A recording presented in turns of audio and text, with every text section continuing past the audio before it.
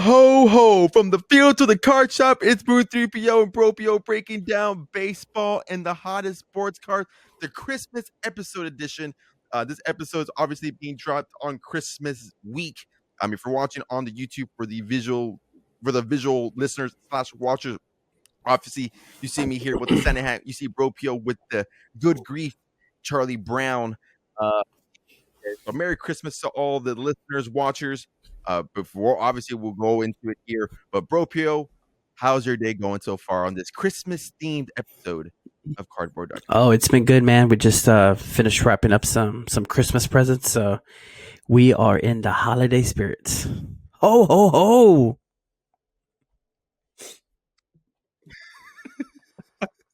Same here. We spent the day here wrapping gifts. So my tree is full of gifts for nieces, nephews, family, relatives. So yeah, it's starting to look like a little bit more like Christmas around here. And it's also been some Christmas for some teams. Some teams are getting some new gifts wrapped around the Christmas tree here. Some players switching sides, some trades, some signings. So we'll cover that here in this episode of Cardboard Dugout. And towards the end here, we do have a little bit of fun segment that Bropio and I will be partaking. I was obviously going to ask him a question, but also want the listeners to also partake in the questionnaire and the little segment that we have planned here towards later in the episode. But let's start off with some new gifts that the Yankees are going to be having entering the 2025 season. A little bit older on the news side, but obviously I didn't think it was emergency pod worthy. But Cody Bellinger is changing up the pinstripes here, going from the south side from the Chicago Cubs to the New York Yankees. He was in a trade for Cody Petit and some cash. Now I'll open it up to you, Bropio. What was the initial reaction to the trade? Because at first I had my first thought, and after I started thinking about it, I kind of changed perspective a little bit. But I'll let the floor open up to you a little bit. What was your initial reaction, just overall thoughts on Cody Bellinger officially joining the New York Yankees? Honestly, kind of wasn't surprised. I figured the Cubs were probably looking for a trade partner since they got Kyle Tucker. I assumed they probably wanted to shut off some money from the Cody Bellinger contract. I thought maybe it'd be either him or Seiya Suzuki. But I honestly think it's probably a good pickup for the Yankees. I think his swing fits Yankee Stadium for left-handers. Typically do well with that little short porch over there in right field. I think my take on him is probably going to be the same take that I have for another player that we're going to talk about in a little bit that the Yankees picked up. It's going to be one of those things where he does really, really good and he's a resurgence and he's a good picker for the Yankees, or it's going to be really, really bad. That's just how baseball works. And it's just one of those weird where it's a former MVP, former Rookie of the Year, World Series champion, LCS MVP, Silver Slugger, stuff like that, where he's kind of in that weird stage of his career where you can kind of start to see the decline a little bit. But like I said, I like his swing in Yankee Stadium, so let's see if it rejuvenates his career, I guess you can say.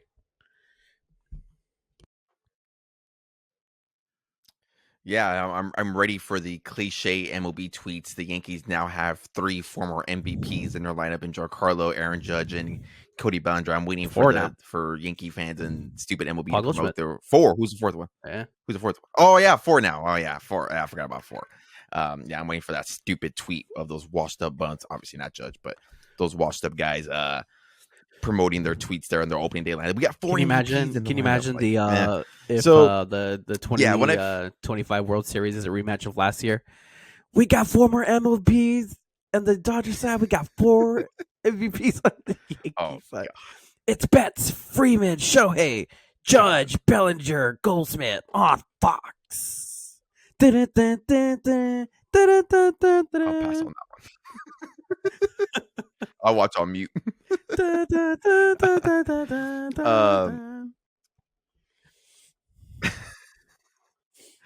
But yeah, I think kind of in the same boat a little bit as you. I think the swing is going to play a little bit better at Yankee Stadium. Obviously, that short porch is going to play a little bit better for him personally.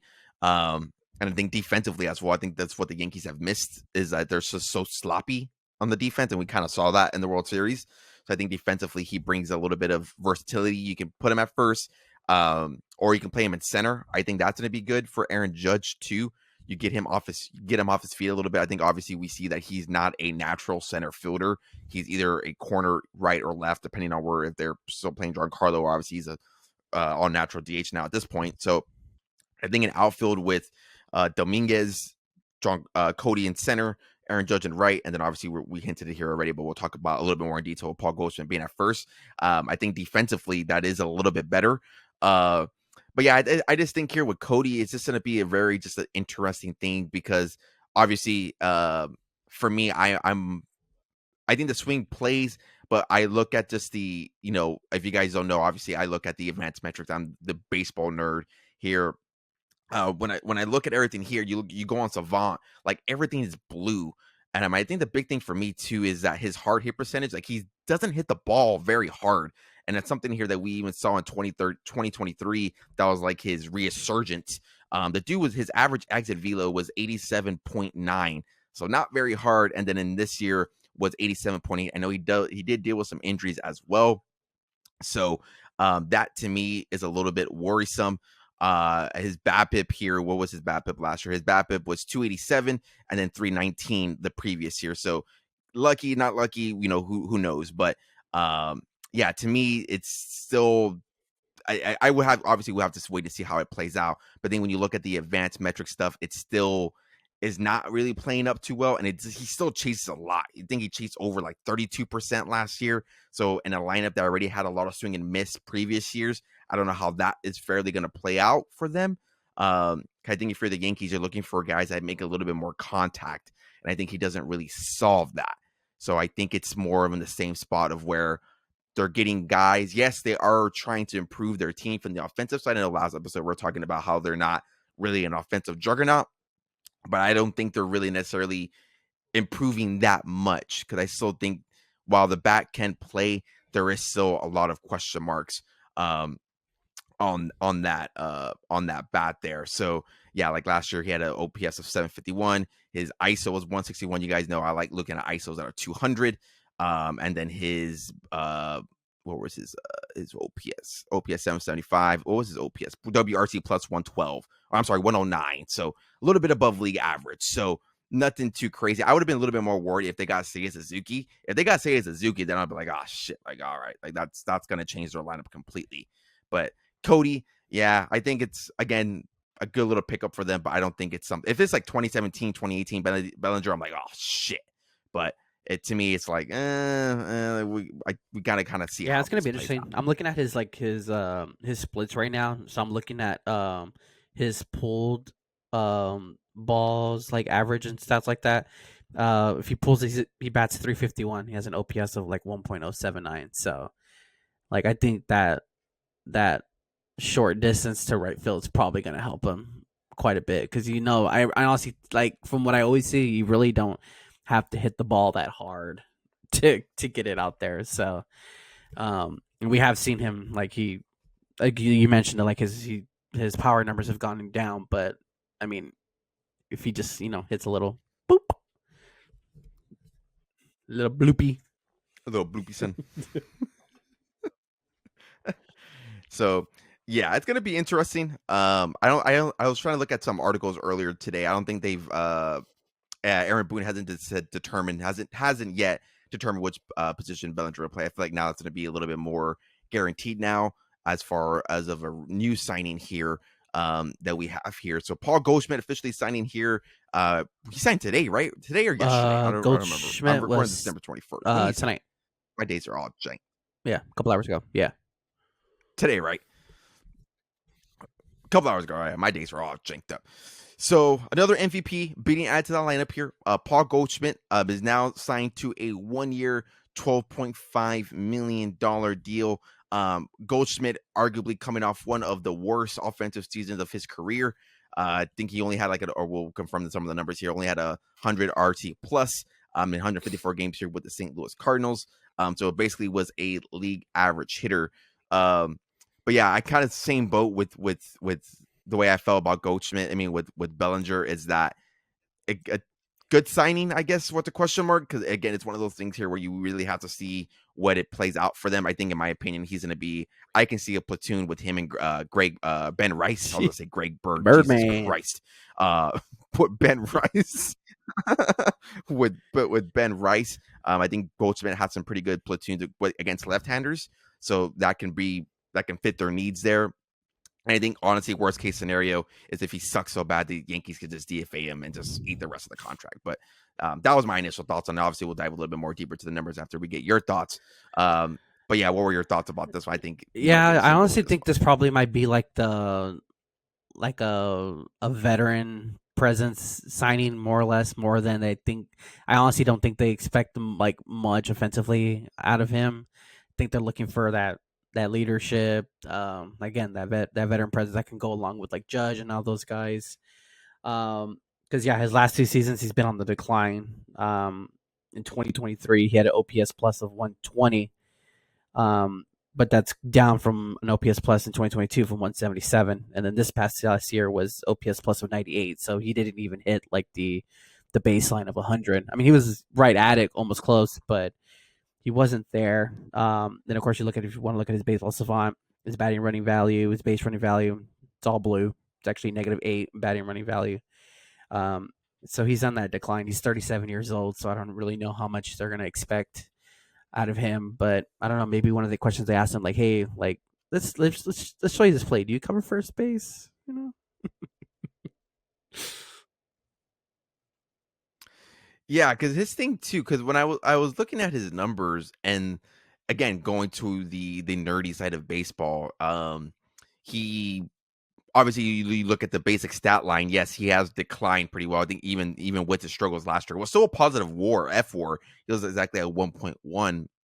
But you look at the expected numbers, minus from the exact opposite of Cody Bellinger. This dude hit the ball hard last year. He was at the 82nd percentile, 91.2. Hard hit percentage was at 49.6. His expected batting average was 255. I know that's not much crazy from what he hit. He only hit 245 last year, so 255. I mean, that's 10 points to 10 points. Expected slugging was 450. His slugging was 414. So maybe it's one of those things too where it's like, okay, well, the expected numbers are telling us one different thing. I know some people hate the expected numbers, but it definitely is a way of projection of like, okay, maybe he just had a bad year. I know his second half was a lot better.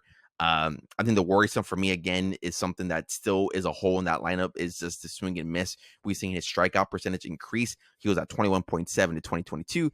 23.4 in 2023, and then now he jumped up to almost over 3% at 26.5 and taking less walks. He only walks 7.2% of the time. Other previous years he was at least over 12. So definitely has seen a decline there. So maybe the eye is getting a little bit weary there. I think it's definitely affecting the numbers. But yeah, I think it's one of those things where if he can platoon, I think it'll better suit him. Maybe get him off his feet a little bit. Maybe slot him into that DH role when Carlo needs a day off or when he eventually hits the IL like he does every year. So maybe that can, help restore the bat a little bit. But a question I asked for you, because obviously we know what they lost. They lost Juan Soto. They've improved their pitching. Do you think right now this team on paper, obviously they're not, there's more deals that could potentially be done. We're still in December. We're heading into Christmas and into spring training. But this team on paper right now better than the team that went to the World Series? I think so.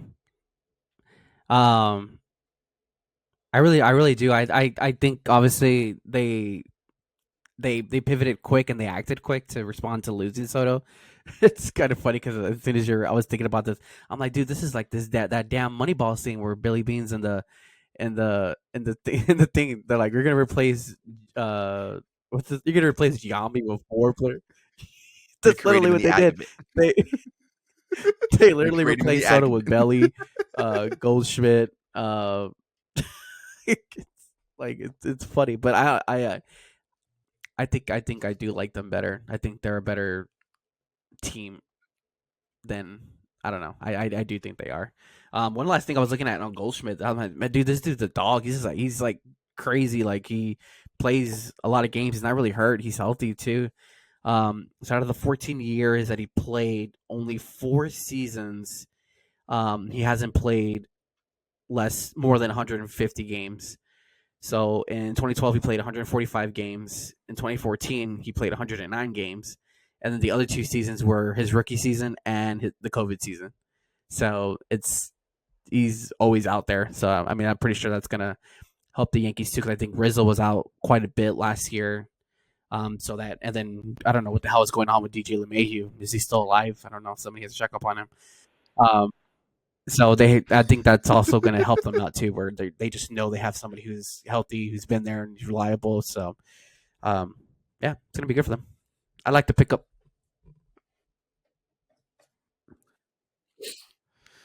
Yeah, because the reason why I raised the question, because I think it's going to be interesting from an offensive standpoint, and I keep going towards the offense. 'Cause I think the pitching, obviously, we know where their pitching's at. I think pitching, yes, they are extremely a lot better with Max Fried, Devin Williams now at the back of the pen. But the offense there, last year they were first in home runs at 237. OPS, I believe they were also first. I believe they were third at 762. So I'm just curious to see how different that's going to make this lineup, because obviously Juan Soto made Aaron Judge better. It's kind of like a pick and choose. Who are you going to pitch to? Are you going to pitch to Aaron Judge? Are you going to pitch to Juan Soto? So I'm curious to see how this overall lineup is going to balance out. I still think they are a little bit more balanced, because I think what was a struggle with that team is they were so fixated on one player can play one position. I think they are a little bit flexible. So, I mean, you got Jason Dominguez, you got Jazz Chisholm, who can go to third, can go to second. Hell, he plays center field for the Miami Marlins, which to me still didn't make a lot of sense, but I mean, he can do that if needed. But still, I think there is still some, we kind of talked about the last episode. There is still a little bit of question marks on that lineup. Like, who is Anthony Volpe? Is he your leadoff shortstop? Your leadoff guy? Is he going to be, a bigger bat? Who is Jazz Chisholm? Is Jazz Chisholm an everyday third baseman? Who is he? Are they maybe going to go get an Arenado? We don't know about that. Obviously, he waived his trade to Houston. Was he on the list? I don't know if he was on the list.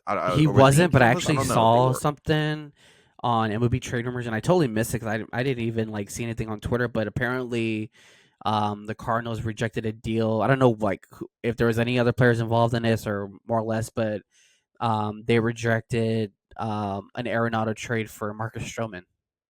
So yeah, so the Cardinals rejected that, but that must have just been like a salary swap. Yeah. I'm pretty sure that's why the Cardinals said no. But yeah, but when when that list first came out, I don't think the Yankees were on there. But yeah, I don't know if they're still in on Bregman either. So because they still have Glaber, I don't know if they're going to plan on bringing back Glaber.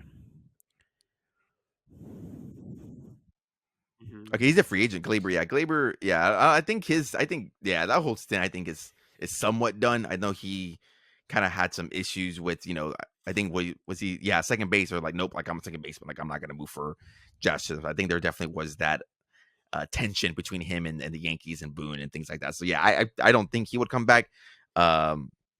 Maybe he's out. That's a future Red Sox guy. I don't know at this point, honestly. Maybe that's the right-handed batter they're looking for. Me no liking Glaber. I say no, but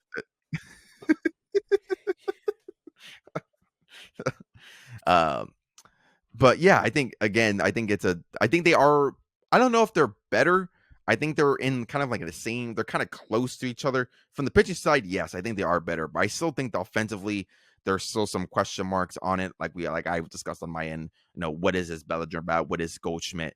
But I think they are still better suited to make a run at this and they are obviously still AL East favorites and obviously have that opportunity to be back-to-back AL champions, because if you think about it, the AL is kind of weak. And we back. The Grinch is intruding on this episode of Cardboard Dugout. My God. I think I clicked something on the computer and it wanted to blow up. So that's my fault. I thought the rock exploded again. But yeah, Yankee fans, I think you're in a good spot. It's nice to see a team that obviously knows they have holes and they go and do them right away. I know everybody likes to shit on Brian Cashman and that ownership, but I mean, they have holes and they try to fill them out in the best way possible. Is it the best option? Probably not. But I mean, you can't really at this point say like they're not trying. Like they tried Soto, they did all these kind of different. They're like consistently doing different things. So I know we like to rip on them and we kind of like to shut on them. Obviously, I've done that a lot on this podcast, but it's good to tip your cap to the Yankees at some point, and I definitely will give them their flowers on this episode. Is it going to pay off? To be determined, but it's definitely good to kind of be like, all right, I acknowledge that a little bit. Yeah, these moves are like I mentioned earlier. It's always one of these moves where it's either going to work out really, really well, or it's just like not going to work out at all. And so I think only time will tell. So we'll see. But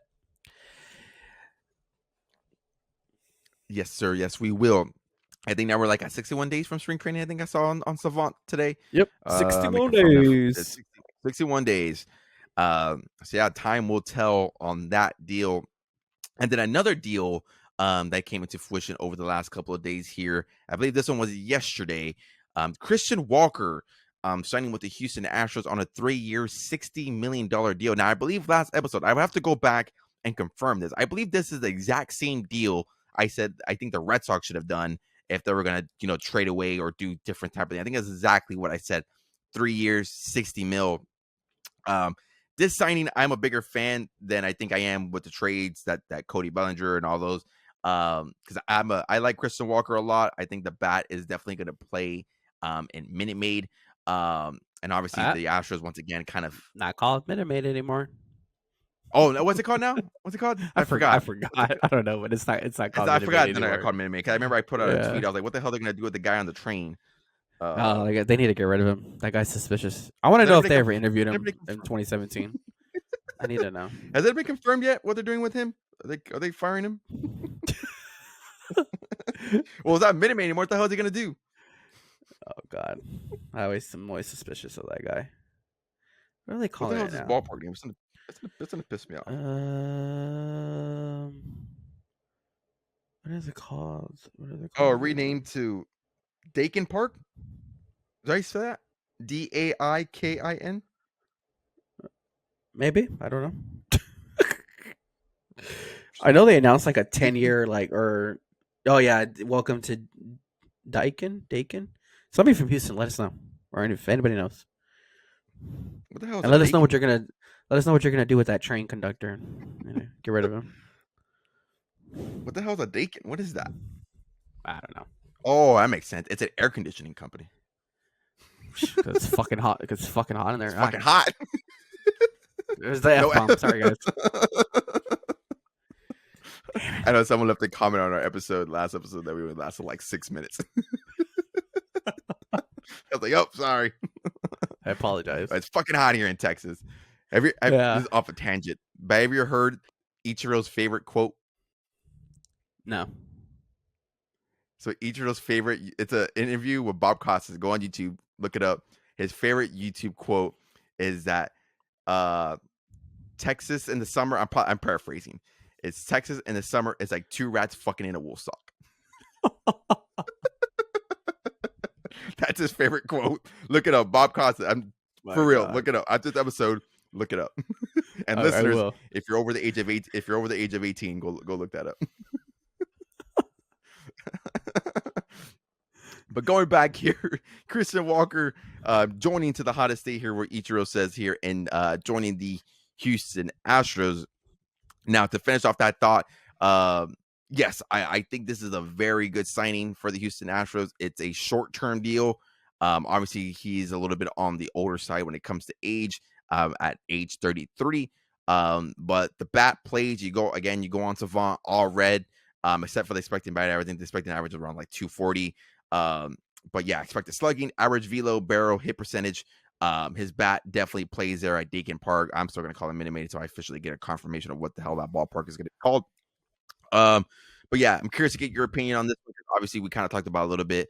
Again, a team that also pivoted. They tried getting Arenado. He said, "Nope, I ain't going there," and they go off and automatically sign Christian Walker. So curious to get your thoughts here on the signing for the Stros. Yeah, I do like the signing for them too. When I'm thinking about it too, I think his swing does play. He's obviously, if he's a pull hitter, he's gonna love that little Crawford box, and I wouldn't be surprised if he hits a ton of home runs over that damn train. Maybe he'll hit the conductor guy, and maybe he'll, I don't know, maybe he'll disappear. So if anybody knows what's happening to that guy, let me know in the comments. I'm highly suspicious of him from 2017. I think he was the mastermind behind it all, but that's a story for another day. Um, but I also think this kind of seals the deal that their Bregman is not coming back to Houston. I think from what I saw, I think they didn't want to go past 5 years or 6 years for him. So you can kind of tell by this deal if they're going shorter term for 3 years that that's kind of what they were looking for. Um, so it's kind of interesting to see, Bregman gone. We talked about it last time. Kyle Tucker's gone. Really like the mainstay now left is really just Jose Altuve. Everybody else is gone. Correa's been gone. Springer's been gone. So yeah, that core of that Astros dynasty, I'll call it a dynasty. That's pretty much gone. So we're entering a new wave of Astros baseball. Yeah, I feel like every deal that comes out from the Astros, we're like, is it the end of Bregman? Is that the end? Like, oh, like this it? But I think this is like, I think last episode said I was like 90%. I think this officially puts 100% on the stamp that he's not coming back to Houston. Where he's gonna go, Bregman, if he's in Houston, or not Houston, I'm sorry, if it's Boston, if it's New York, it seems like now the market is really slimmed down. I think it's gonna be more of like a JD Martinez type thing where it's like, hey, this is what we're willing to do. Here's the money. Here's the years. If you want to come. If not, it's all by means. It's all good. But I think that's kind of where his What do you market is what do you at. think happens first? You think Bregman signs first, or you think Nolan gets traded first? Ooh, that's a good question. Because I don't. They didn't really say why Arenado blocked the trade to Houston. All I saw was that he wasn't eager to take the first deal. Is kind of from what I saw. Um, so I don't know. I thought it was pretty interesting that he blocked the trade to come to Houston. Yeah, so kind of confirming the list here of where he wanted to go. So the teams that he wanted to go, we kind of talked about it, but we really were like, is he on the list? Are they on the list? So it was the Dodgers, the Padres, the Angels, which we said it 2 episodes ago when we said it, like that still does not make any fucking sense. The Phillies, the Mets, and the Red Sox. Those were the 6 teams that he was interested in going to. The Astros not anywhere on that list, nor the Rangers. So I don't know if it's like a geographical thing or something like that. Uh, but yeah, to go back and answer your question, I think it will be the Bregman signing first because I think with Arenado, obviously it's a no trade clause. That definitely is going to play a little bit of a factor, or not a little bit, not play a little bit of factor. It does play a big factor into it. So I would say Bregman was signed first, and then a deal for Arenado. I think what happen is Bregman signed somewhere. If it's Red Sox, Yankees, I've haven't heard any other teams linked to Bregman. And it could be because of that years and the money that's obviously tied to it. I think it could be a thing where now those teams here that were maybe interested, that may potentially wanted him or were interested, but he just didn't want to sign, then maybe go pivot to a Nolan Arenado. Now, does the Arenado team expand from those 6 teams? Be determined. I think it's very, to me as a player, to me it's very awkward. Like, I know this team doesn't want me, and then you're going to report to spring training in less than a month or a month and a half. To me, that seems very I weird. think he It just has seems like to an get awkward moved prior to situation. that. I think he has to get moved prior to that. It's, like you said, it's gonna be just weird. Like clearly the Cardinals are trying to get rid of him, and I mean they want him. They want to get rid of him so bad that they're like, hey, like pick a team that you want to go to, and we'll try to work out a deal. So it's like, you know, you Yeah. got to go So, home, but you got to get the um, f out of here. I don't know if we talked about it last pod, because with obviously their Arenado Walker that kind of played a role into it. Um, did we talk about it? Like, obviously, we preface every episode. We are Red Sox fans, so we kind of get a little bit more Red Sox heavy talk. Did we say who we preferred, Bregman Arenado? I don't I think we think ever you gave our did answer, because I did think we? Or did we? because you preferred Arenado. I think we both kind of said that we wanted Arenado. I think it's what we came to. Yeah, because we talked about Because the more I the think, swapping Arenado for Mr. Worldwide, Yoshida. Oh yeah, Yoshida. Yoshida. Yeah, that boy loves to travel. Because the more I think about it, is like like I think Bregman will fit a little bit better for the team and for like the culture esque. If it's 5 years, 6 years, whatever the case may be. Because I think I didn't think about until later. Because obviously I don't think the the Cardinals will do the Yoshida thing. Obviously, if they're declining the Marcus Stroman deal, so it looks like they don't want to swap money for I money. honestly think they don't. I don't think they want to deal with Heim. I really don't think That's so. what that was gonna be. Like That was gonna be the follow up. I think like things just ended like so like weird and awkwardly. Like he literally came in, did what he was hired for, and then got the fucking boot. So like, you know, I don't think they. I don't say like they're like scared necessarily, but I think it's just one of those like. I mean, all these prospects are drafted by him. Like Are his. the two prospects that were drafted by Breslow just got traded to the White Sox. So and Kyle Teal and Braden Montgomery. So like these are all these prospects that are coming up that we were calling the big four, the big three. I mean, these are all Himes guys. So And like, yeah, correct I me if think I'm wrong, or they're skeptical. agree with the statement. Agree to disagree with the statement. To me, it seems like, oh, I would say 100%. The Heim Bloom knows the farm system better than Craig Breslow. Like I know Craig Breslow's been there a year and a half now, but I would be under the sentiment that he knows his dudes over here. Like I think there's a reason why Kristen Campbell got no recognition, and then now is arguably the greatest MILB player of all time. There's a reason why Roman Anthony was a compensation pick. So the guys that are coming up now, as much as we like to give credit to Craig and doing deals this year, like a lot of the prospects, like you mentioned, they're all Heim Bloom guys. So I think, in my opinion, if you're gonna make a deal with Arenado, if I'm Breslow and if I'm management, whoever's in that damn organization, now there's so many names in that organization. I don't know who's doing what these days. And the Red Sox front office, there's so many different titles, baseball operations, like who the hell does what? But like if you're working with Heim, I would those are waters that I would tread very, very carefully. And that's why I'm so open to them, making a deal. If it was going to be Christian Walker, if it's going to be an Alex Bregman, I think Christian Walker's bat would have played very, very well here at Fenway. I know some people are kind of opposed to the years and the money, but yeah, I think overall I would have loved Walker to be here. And yeah, it's good to see once again a team that had a deal in place, didn't work out so well, and they pivoted to Christian Walker. So now it brings up the question here, going back to a little bit here to Stroh's talk. Once again, a team that's made a lot of different moves, a lot of ways to try to improve their ball club in different ways as possible. As Isaac Paredes, Cam Smith, who I think is going to be up sooner rather than later. Walker, you got Jordan still, you have Jose Altuve still at the taking the realm there of second base.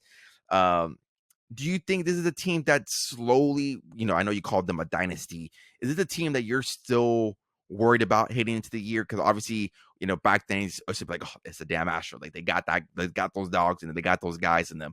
But now this is a completely different team. Is this still a team that when you see them on the schedule in the summer and the dog days summer, like, oh shit, like we got the Stros?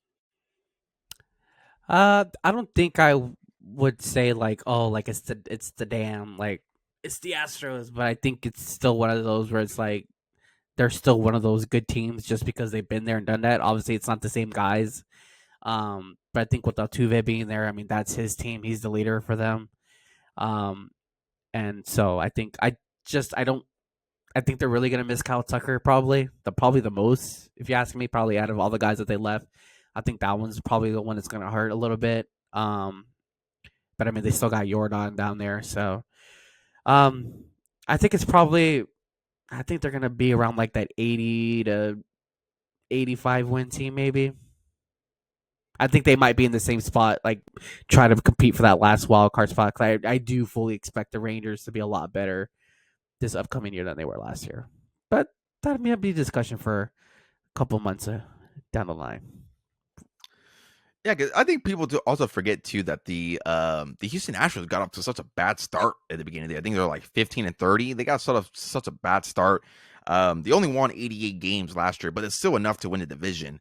Because that division is a little bit weaker. Obviously, the Angels have improved a little bit. Is it a difference maker? Probably not. The Sacramento A's are a team that I think is going to be a lot better with Severino. I think that offense is an offense that you do not want to sleep on. I'm a big fan of them and what A's and what they can potentially do down the line. That Like you and mentioned, they're Texas. they're playing in a goddamn minor league field too. So In a minor league ballpark, that I believe I don't know if it's hitter friendly, but a lot of these minor league ballparks are tend to be a little bit hitter friendly. Like you mentioned, the Rangers, I do expect them to be a little bit better. If they're healthy, I would expect them to be a lot better. The Mariners, if they can find a way to know how to hit a baseball, we know what that pitching staff could do. But if they can find a way to know how to hit a baseball and or make a trade for a bat, if it's a Cassis, and I would hate if they do something like that. But if they find a way to get a deal for a bat, maybe I think Christian Walker could have. I don't know why they're not in on Bregman. Like, why would you not be in on Bregman? That to me, that's a little bit more crazier too. And then then they Stros. But yeah, I'm in the same boat. I think it's again still a team that's been there, done that. There's obviously still some veterans on that team that know how to win. They're established winners. And yeah, they've shown here that they can kind of bounce back from adversity, being so below 500. I know that postseason run they really didn't get anywhere, but they definitely have shown that they can bounce back and be a force in the American League. So yeah, it'll be interesting to see. Obviously, the offseason is not done yet. We have still have quite some time. I know it seems short, but still is a lot of time for deals to be done. Obviously, during the holiday time, we really don't see a lot of deals being done. So I would think after Christmas we're definitely going to be seeing some signings and things there being picked up. But yeah, I want to make sure we covered everything. You got any other thoughts on Christian Walker? I know we kind of touched upon it a little bit, but I think is again just kind of very simple. Good right-handed bat for them. Is going to fit well. Minute Maid. I think I saw the expected home runs. Like if he played all his games at Minute Maid, it was going to be like 24, which I think kind of fits. I could see him being a 25-30 guy. But yeah, overall, I think a very good signing for the Astros. Yeah, I agree with everything you pretty much said. I like the signing. I think he's going to play well. Yeah, I hope he likes the fucking heat because. Oh, he's coming from Arizona. He's fine. He's good. Never mind. He's good. And he's coming from the desert. They got a dome in Arizona, so he got the dome in Arizona, and they got the dome in Houston. He'll be all right in the new Deacon, whatever the hell you want to call it these days. Deacon park. Where's the juice? We want the juice. So yeah, Houston fans, slide in the comments down below how you feeling with Walker and how you overall feeling there with your team. Or if you're a fan, obviously you could tweet us there at Moon3PO. That is my @, or you can tweet at BroPO at _ROBBEEE. That is 2 B's, 3 E's over on the Twitter machine. Now, we kind of teased it there a little bit in the beginning of the episode, but we wanted to have a little bit of a fun segment. Obviously, it is Christmas time, and obviously that is the gift of giving. So I had a question here for BroPO. I threw it to him yesterday at a little bit of a family function. I was like, all right, let's give it some time. Let's sit down a little bit. Let's think about it. Let's eat it. Let's marinate it. Let's digest it and see what we would come up with. But the question I have for you, BroPO, and for the listeners of Cardboard Dugout, Santa is chimming around. You've been a good boy this year. You did your chores. You kept the house clean. You did everything you're supposed to do. I cut down. Santa's on the coming to your house. You cut down the F-bombs. You left him some milk and cookies. You wrote him a little letter there. You saw on his lap at the mall. You let him know what you want. He says he agrees with you. You're on the good list this year. Santa is bringing you one card. Now, we're a fan of the overall hobby. It can be baseball. It could be Yu-Gi-Oh! It could be Pokemon. It could be a wrestling card. It could be any sports card, trading card out there. Santa is bringing you one card and leaving it under the tree for you. What card, again, from any genre, any TCG, any sport, what card is Santa leaving under your Christmas tree? As soon as you asked me this question, like I already knew the card. So I was trying to of course, like you said, it could be like anything. Like it could be like the most expensive card, like the rare, like what's the Honus Wagner card? What is it called? The T. Yeah, like I was like, do you go there? Do you go the Mickey Mantle rookie card? Do you go favorite player route like Griffey, stuff like that? But there was a card that had two of my favorite players who played the same position for our favorite team. I think you know where I'm going with this. So there is a 2021 Topps Now dual signature of Xander Bogaerts and Nomar Garcia Parra, and I was looking at it a couple of months ago, and I missed out on getting it. I think it was like numbered. I remember what it was number 2. But if Santa, if you hear me, please, you still owe me my Game Boy Color from 1999 that I haven't got. But if you're out there and you hear me, if you could somehow get me a 1 of 1 dual auto of Xander Bogaerts and Nomar Garcia Parra, I would really appreciate it. Thank you, sir. I And if you thought I had a feeling. and if you have the Game Boy still there, like, can you please bring that too? I've been waiting for it for quite a bit. Bring some batteries too while you're at it. I had a feeling you were gonna say that card. I know that's a card that you mentioned like years ago. I think even before that card there was coming out. I'm a little bit surprised too that you didn't go the kind of living up to the Game Boy esque. You didn't go the base set Charizard or shadowless Charizard. Surprised you didn't go that route. Yeah, and for the YouTube listeners, if you can see the card, I don't know, it might be a little blurry. That's it right there. So Yeah. it's not a little blurry. What's the top? What's the top snout? What does it say? Why are they even on the same card? What is it? So it's Xander Nomar. Xander was the first Red Sox shortstop with multi home runs in a postseason since Garcia Parra. So, yeah, it was part of that 2021 run where we all got our hopes up for nothing, but we got this card out of it. Yeah, I've been depressed about that too. Have you seen all those, like, for some reason that's like been trending on TikTok these days recently? I don't know why. Yeah, I don't know why either. I'm like, what's wrong with y'all, dude? I was like, y'all trying to make me upset, and I keep on seeing the ones too where they're like, it's like those memes where it's like, Dad, how good was 2018 Mookie Betts? And you just see a picture of him with all the hardware. I'm like, all right, like now I'm upset. Now my day is ruined. But yeah, that's the first card that came into my head. I know you talked about like the Charizard. That also would have been a cool card to have. But I think I mean it's not worth as much, but I did during COVID I pulled the shiny Charizard from, I think it's what, Shining Fates, I think is what the set was called. Shining Fates, yeah. Yeah, so I think that kind of made up for it a little bit and kind of healed my pain.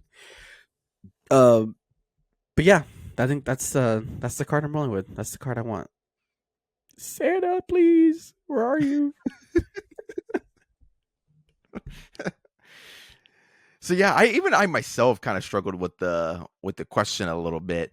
Cause yeah, I kind of had all the same ideas as you. You know, do you go classic? Do you go the T206 Honus Wagner? Obviously, I think when you think about the hobby, you do think about 52 Mickey Mantle.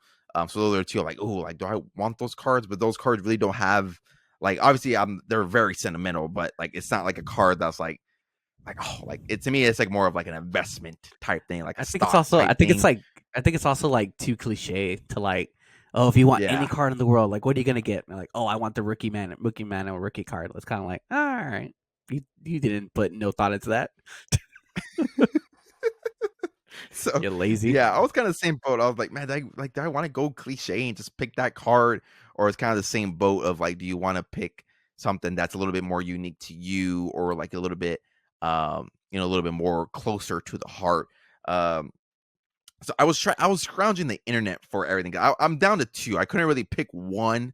The first one, maybe a little bit of a shock, maybe not, but I would have loved to have and especially around this time, because this is when I was buying a lot of Bowman. I mean, obviously I still do, and obviously you guys know I'm a prospect and Bowman guy. That's kind of what I like to collect. But just based on the overall market of what it is right now, and the fact that he doesn't sign anything anymore, which I confirm, I'll say it after this, but I would love to have can be ungraded or raw. I would love to have a Mookie Betts first Bowman autograph card.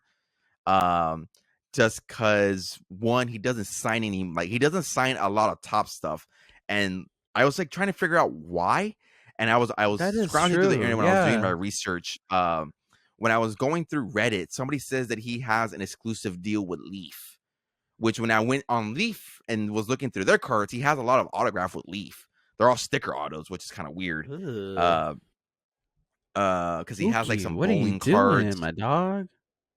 he has like some bowling cards, and then like he has some like cards with Xander and things like that. But yeah, because when I was like, let me try to see maybe I can like leave trading card athletes. Like I don't know if that's a thing. But yeah, I saw like somebody on Reddit um said that he's exclusive to only uh to Leaf. I was like, that's kind of weird.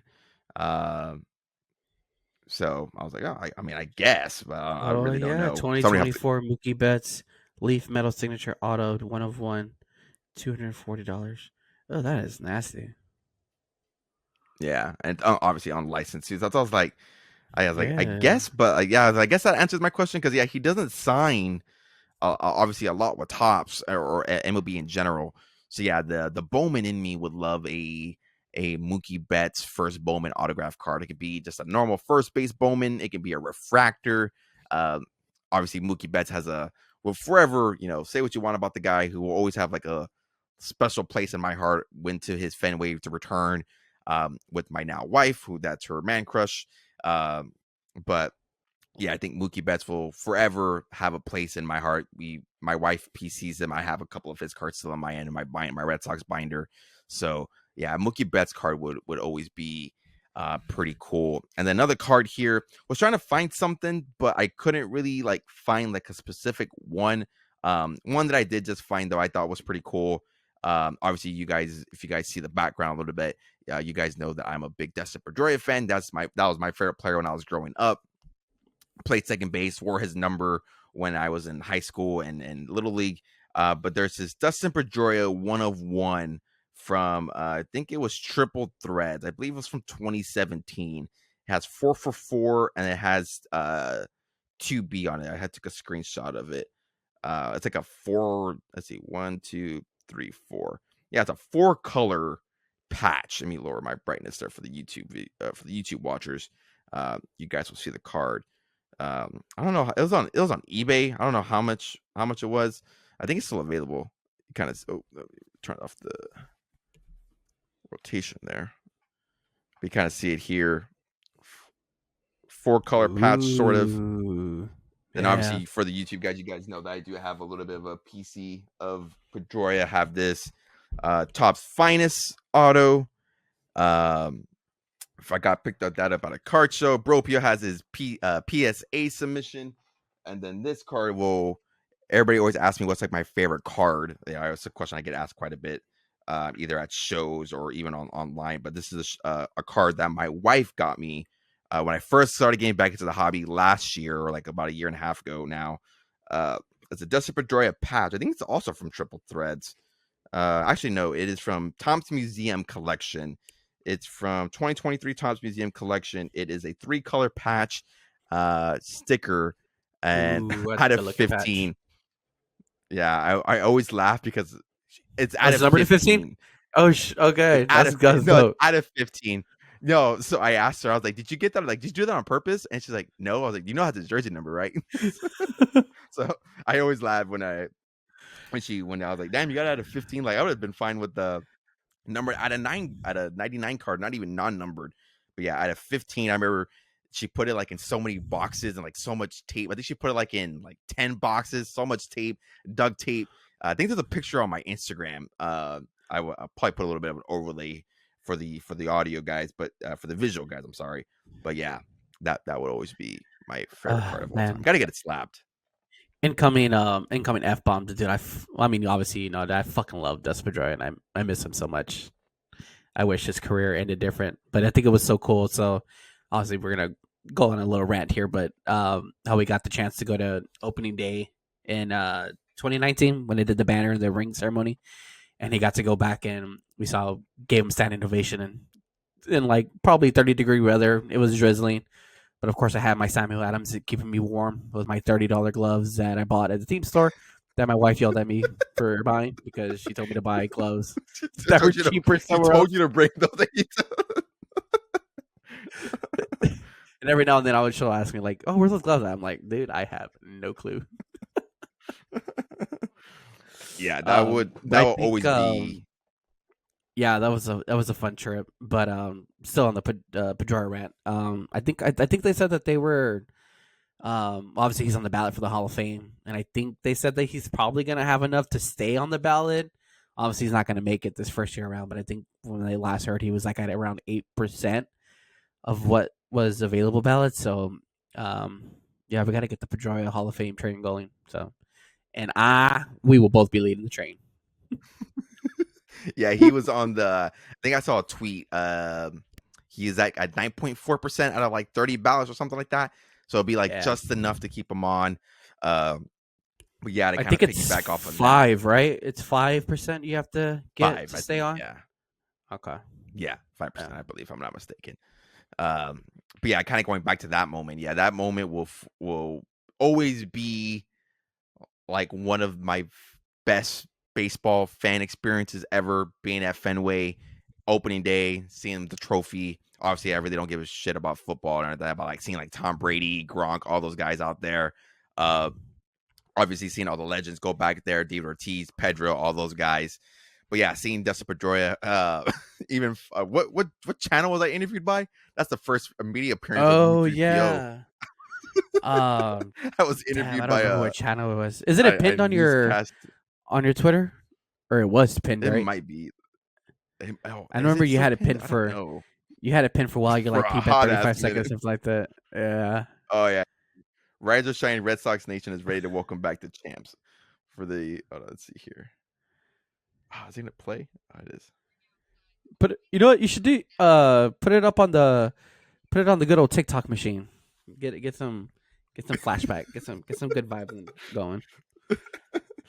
I should now. But yeah, even in that video, mentioned Dustin Pedroia, because yeah, that would always be probably one of my favorite baseball experiences. Probably right in front of the Andrew Benintendi catch from ALDS. That was fucking electric. For if you know, you know. But yeah, that Dustin Pedroia.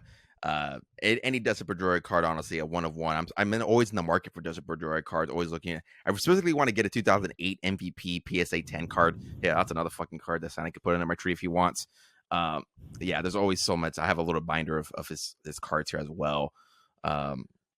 But yeah, that's always that moment and that time will always be my favorite. I think we talked about it a little bit as well. You know, we do want to have a Hall of Fame episode probably in January.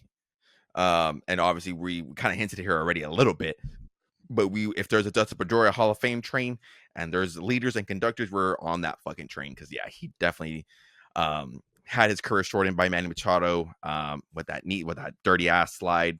Intentional, I don't give a damn. It was a dirty ass slide. But yeah, definitely had his career taken a little bit earlier. And I think if he would have played longer, would have had Chase Utley-esque numbers. That Bennett. Oh, you have that card too, don't you? Did you have that card or no? It's signed though. Look, you can buy it tops now on eBay. How much is it? Asking for 125. I'll send him an offer. It's numbered at it. It's numbered 6 out of 99. Ooh. I was thinking, because as soon as you said the catch, I was like, yeah. I was like, dude, that game like forever lives in my head, like rent free. Like I'll just go to bed and be like, damn, fucking Benintendi and that fucking catch. And then I just remember.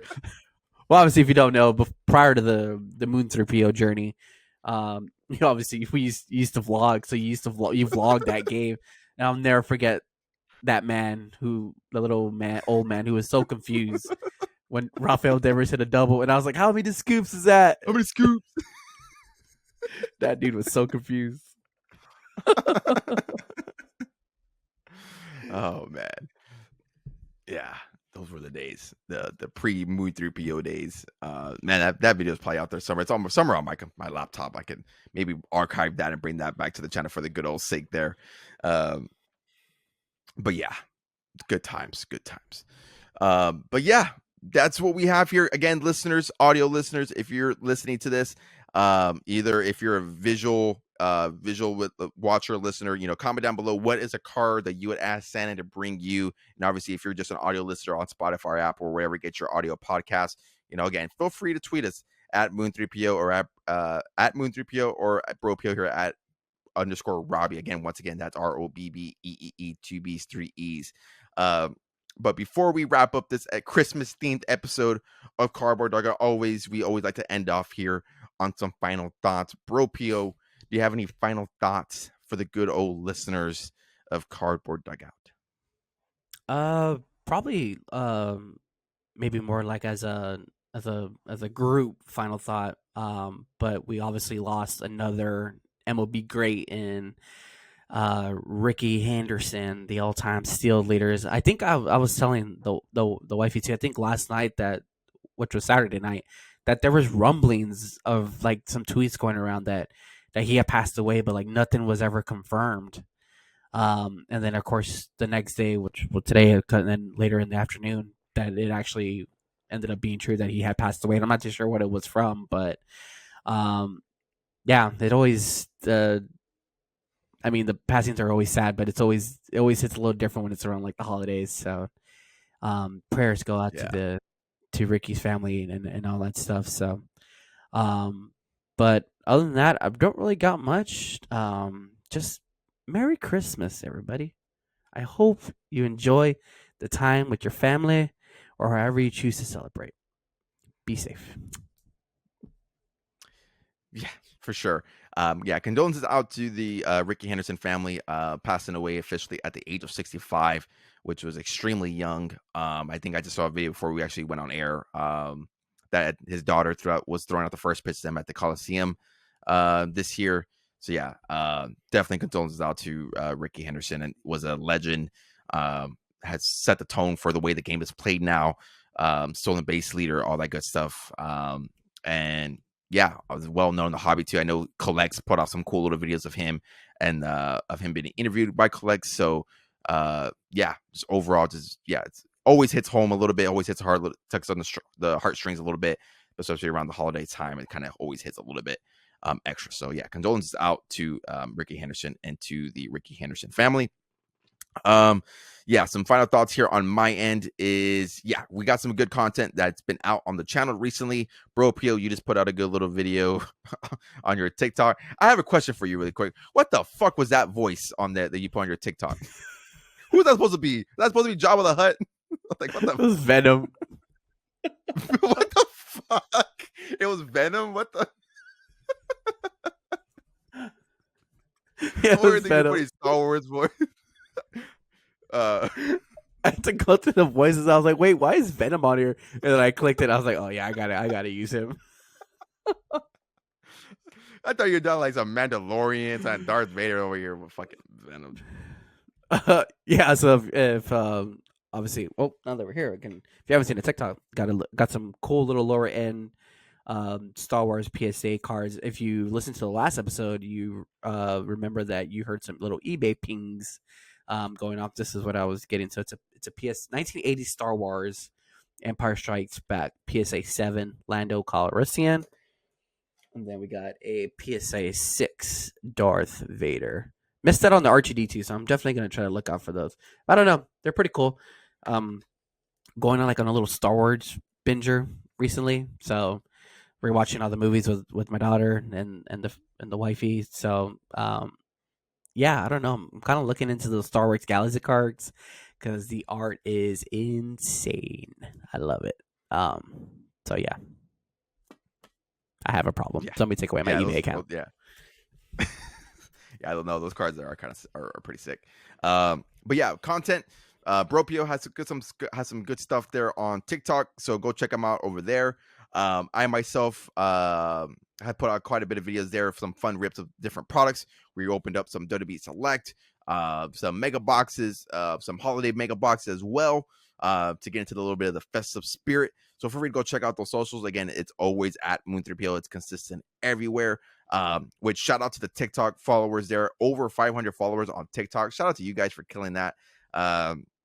Obviously 500 is a small number to compare to some, but to me, didn't even think we would have over 1,000. So the fact that we're at almost 500,000, that's crazy to me. And it seems like TikTok for now is going to be saved. I really don't know. I'm not into politics, so don't quote me on that. But it's like for the meantime here, it might be saved. I don't know. But hey, again, thank you for all the support over on there. YouTube, we do have some good videos over there as well. Obviously, you have all my Bowman preview draft stuff, my 5 hitters, And then I opened up 2 more mega boxes of Topps Chrome, which I'm not gonna spoil it. You gotta go check out that video to see what I pulled. But I had some really insane pulls on that. So please feel free to go check out that video over on that. But yeah, that's all I have for final thoughts. I'm on my end. Yes, and again, if you're watching, listening, Merry Christmas to all of you guys. Hopefully you guys enjoy the time here with your family and friends. Hug them a little bit closer. You never know what's going to happen, this crazy life that we live in. So yeah, enjoy every little bit that we have with your family and friends. This episode will be out on Monday before Christmas Eve. So, and that will be the episode for the whole week unless something dramatic and crazy happens. And then we will see y'all before the New Year. So we'll actually have a New Year's themed episode as well. But yes, that's going to be the end of the episode here. Again, thank you for listening, watching, like, subscribe, wherever if you're watching this on YouTube, if again, listen to Apple, Spotify, feel free to follow and leave a rating and hit that notification bell so you do not miss any other future upload. I do thank you guys for listening, watching, and stay tuned for the next one. Happy Christmas.